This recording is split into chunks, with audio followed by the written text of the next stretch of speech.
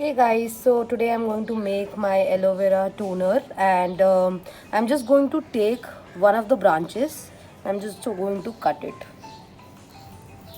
When you cut the aloe vera plant, you may see a yellow thing dripping out of it, just like this one. And this is the poison of aloe vera, so we have to wash it well and make sure that this is not, this does not stay in the aloe vera, because then it can cause you skin rashes.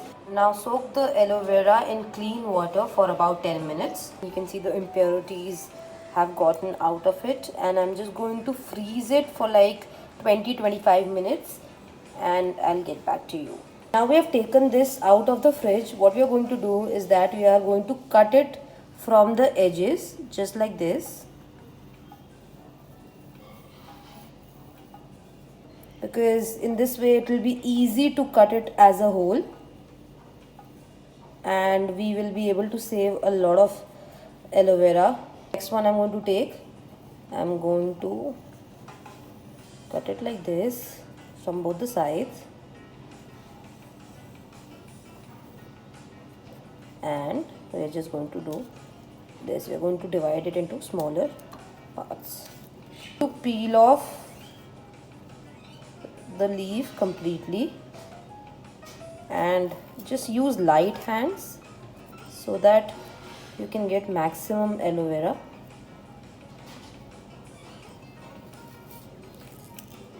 All we have to do is that we have to take it and blend it now, and it is okay if you have some leaf left, it is not going to be a problem. So yeah, I'm just going to put it in the blender.